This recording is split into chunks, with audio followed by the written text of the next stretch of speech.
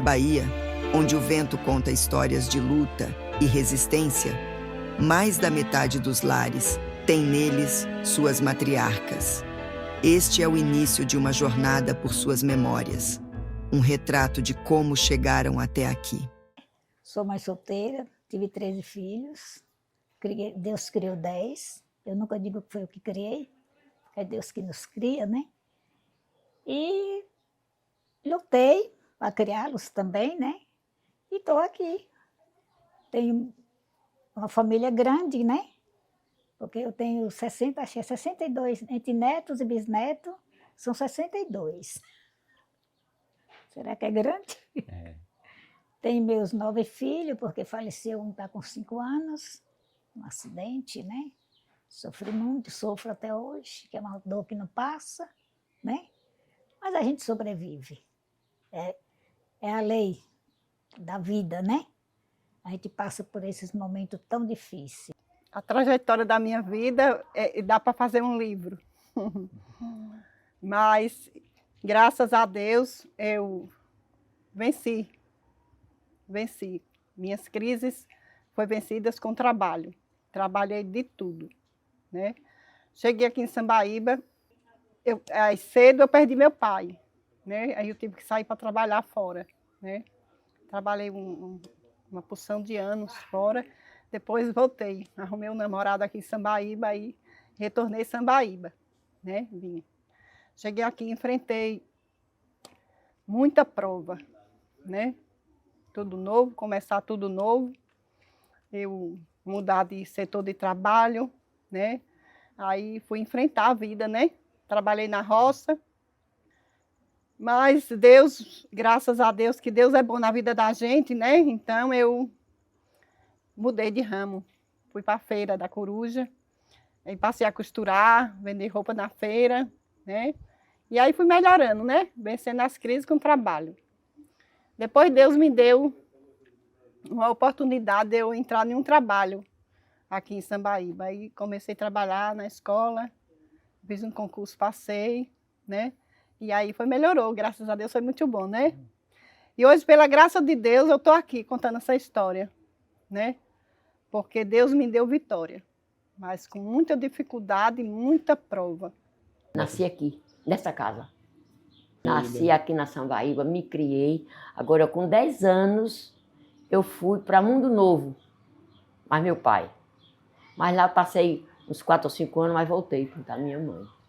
Porque mãe aqui é o bom. De 52, eu fiz o concurso em Ambupe, passei, e aí recebi o cartório. A senhora passou quantos anos trabalhando? 40. 40 anos. Foi muita gente registrada aqui nesse cartório. Um bocado. Se não já deram o fim lá, que o cartório está no chão. E a senhora casou com quantos anos? 18. Teve quantos filhos? 10. A senhora sabe quantos netos tem? Não, nunca contei. E nem vou contar. Meu filho, eu trabalhei em várias tendas, né? Trabalhei muito. Minha vida foi muito sofrida. Enquanto não tive família, minha mãe era muito pobre, como todos sabem. E a gente lutei muito, né? Fiz de tudo neste mundo, pode contar história. Eu lavei, só não assim, mas lavei, passei, trabalhei nas tendas, bordei. E foi difícil a vida, né, meu filho? Não estudei muito, porque minha mãe não podia, a gente era muito fraco. Mas aí a vida, Deus vai levando, né? Continuando. E estou aqui. A infância, tão breve quanto um sopro, foi cedo arrancada de muitas dessas mulheres.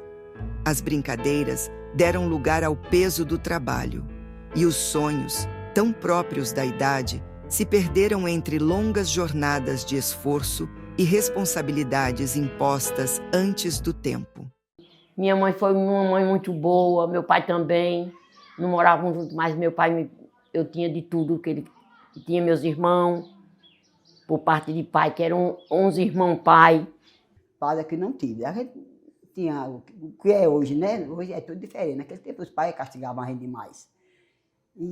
Mas para fazer a verdade, no final, quem sofreu menos fui eu, lá em casa.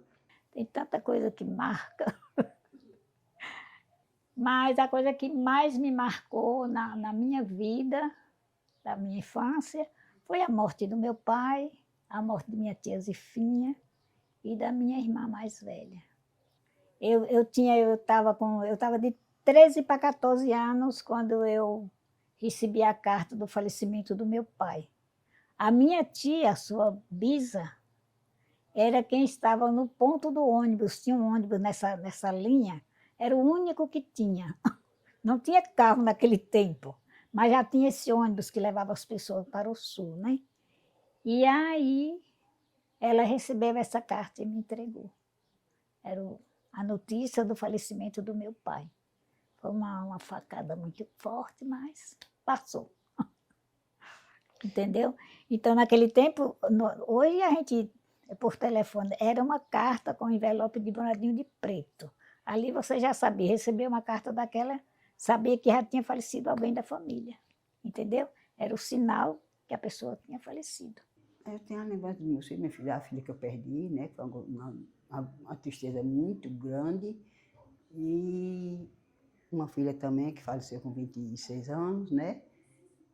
E muita tristeza. Falar a verdade, já sofri muito na minha vida. Hoje estou bem, graças a Deus. Estou aqui ainda, né, meu filho? Olhando para meus filhos, estou no meio deles, está tudo bem. Eles são bons comigo, graças a Deus. Sempre fui valorizada nos meus trabalhos, graças a Deus, né? E sempre me dei bem. Foi meu primeiro emprego também, que eu fui babá de João Batista. Foi meu primeiro emprego mesmo, foi esse, né? Minha mãe, eu muito pegada com meu pai, né? Ele não queria deixar, porque eu era dos mandados de ir para a roça, de levar os cavalos, de buscar o cavalo na roça, né? Mas aí a mãe dele tinha muita média com ele, né? E o pai, deixa. Aí eles deixaram eu ir. Mas quando chegava dia de segunda-feira, eu não aguentava ver ele passar montado no cavalo. Eu queria vir embora. Mas fiquei lá um bom tempo ainda. Quem me deu essa roupa foi tia velha, um tecido para fazer o vestido para pôr o luto de meu avô perpétuo. Me lembro como se fosse agora mais nada. Uma família maravilhosa, educada, porque a nossa família é educada. A gente pode ter os nossos destemperos, né? Mas todo mundo tem uns 5 minutos, né? Não é isso? Isso. Mas a educação nasceu com a gente. São mulheres marcadas pela luta, que carregam o peso de jornadas incontáveis de trabalho, mas preservam em seus corações a chama da esperança. Elas representam a força silenciosa que sustenta gerações, tecendo, com fé e sacrifício, os alicerces de um futuro mais justo e promissor. Eu casei, né? Porque a gente arrumou o marido e casou, né? Tive 3 filhos, graças a Deus meus filhos são bons. Criei trabalhando na roça, ensinei eles a trabalhar e graças a Deus. Na roça, eu trabalhei na roça de verdade, sabe? Plantava feijão, milho, batata, mandioca, sobrevivia do trabalho. Teve um tempo assim, sabe? Teve um tempo assim. Então, eu, graças a Deus, tive fartura. Costurava, fazia aquele salto que chamavam salto de sapato, né? E também cortei dedinho, era o sapato que a criança calçava, né? E fiz muita coisa. Costurei muito chinelo nas tendas e fiz sapato também. Eu trabalhei de chinelo, de fazer aquele negócio de couro, né? A gente trabalhou, foi o nosso primeiro trabalho. Depois passamos a bordar, fazer bordado na máquina. Eu sei todos os pontos de bordado. E depois disso a gente voltou a fazer costura, confecção para Tobias Barreto. Mas isso foram muitos anos, trabalhei muito. Viajei de Pau de Arara para trabalhar fora, fazendo chinelo, cortando peça de chinelos. Eu sei fazer tudo. Até abrir um pneu, separar a lona, eu sei. Fiz isso. Trabalhei muito. Paraíba é um pouco abandonada, mas eu, como recebi o cartório, as pessoas que me colocaram em cartório eram pessoas responsáveis, que eram os Pinto Danta. Aí Eu não distorno nada porque os meus pais, meus compadres, meu tudo. E eu tive de tudo, graças a Deus. Eu comecei a trabalhar nas tendas, foi da casa de Olavo, que tinha tenda, na tenda de Zé Papel, ali, seu Zé Papel, na tenda de seu Camilo, nesse Marilibana, a mãe de Zé Banha. Trabalhei muito para Marilibana, para... Aqui não deixei canto, não trabalhasse. Bordando, eu estava grávida do primeiro filho, com a barriga desse tamanho e a forma aqui, fazendo chinelo, ó, de noite. Aí eu me lembrei dessas partes. Em meio às lembranças das ruas de terra, das noites iluminadas pela lua e das amizades que já partiram, elas não deixam de refletir sobre as lutas sociais que as atravessam, revelando a história de um lugar que carrega tanto encanto quanto feridas. É como dizia minha mãe, quando sabia que estava grávida, mas dizia, vocês tomem cuidado na vida, porque boi não urra em porteira de curral. Tinha aquele ditado antigo, né? E nem galo esgravata para dar comida a pintinho, não, é mãe, é galinha, é vaca. Falava um monte de coisa naquele tempo, né? A vida era aquele tempo, né? Sim.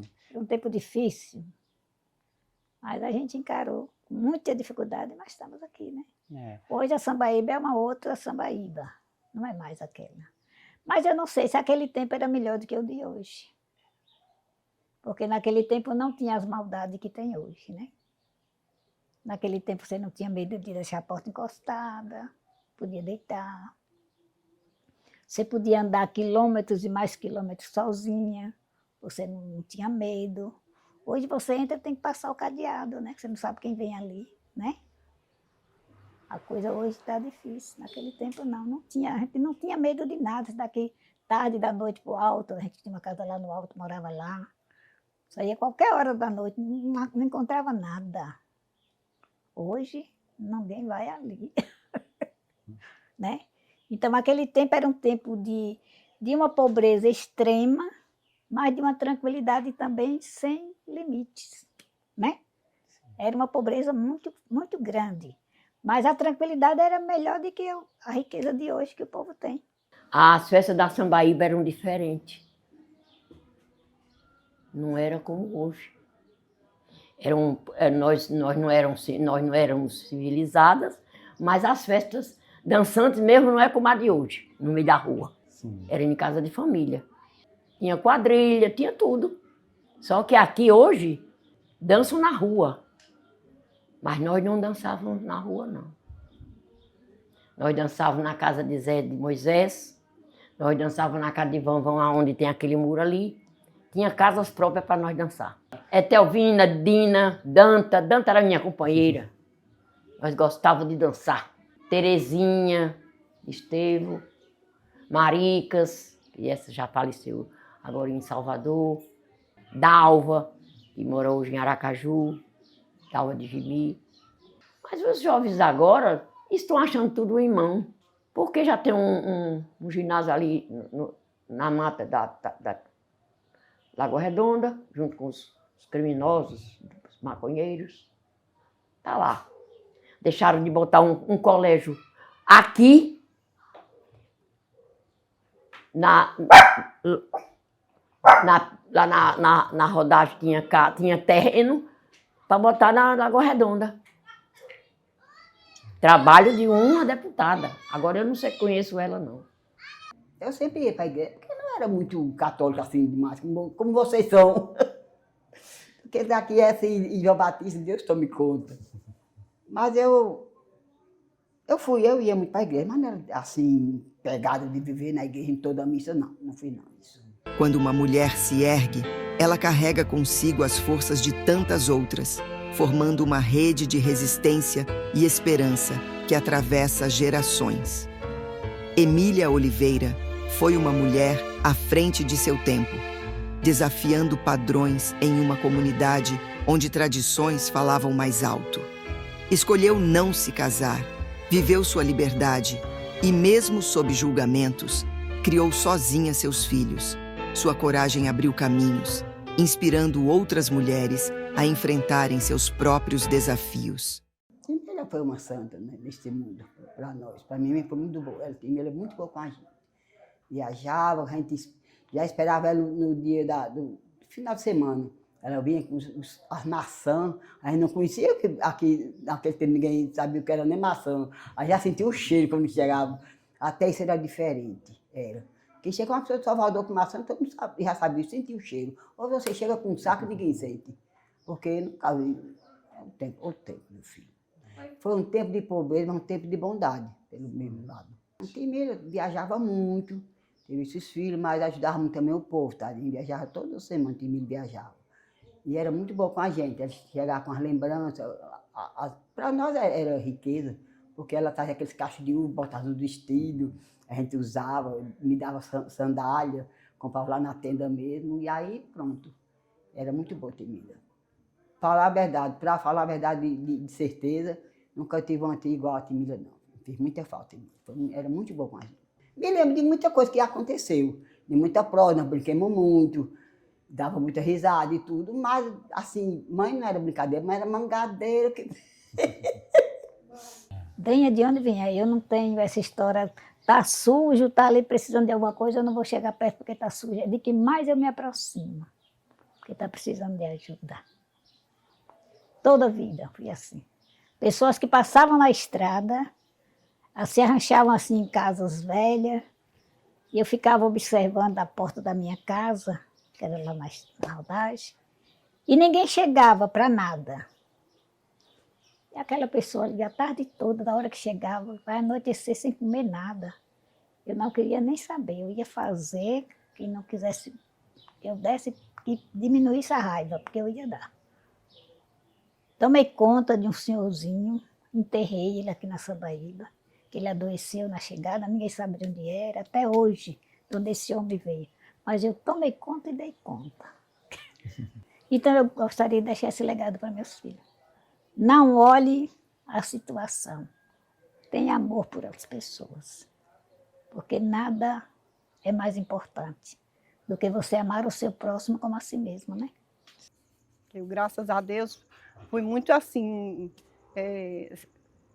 eu recebi um cargo muito assim, com muita responsabilidade, né, que foi ser merendeira, e Deus me deu sabedoria. Eu fiz o concurso e passei, né, e eles me jogaram a responsabilidade toda de uma cantina nas minhas costas, mas graças a Deus eu dei conta. Graças a Deus nunca fui chamada a atenção, os diretores me davam assim a maior confiança, e foi muito bom. Eu deixaria uma mensagem que eles vivessem o que eu, assim, fosse a pessoa que eu sou. Amorosa, que eu tenho amor muito grande pelas pessoas, porque eu acatei aquele mandamento, amar o teu próximo como a ti mesmo, né?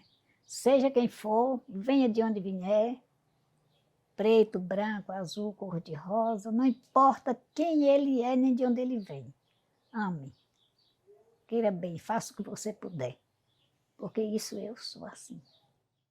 E assim, em cada canto de Sambaíba, ecoam as histórias dessas mulheres que o tempo não apaga.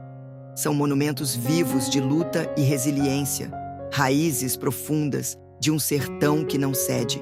Elas são a terra, o lar, a memória e o futuro. São a prova de que o amor não apenas sustenta, ele transforma e eterniza.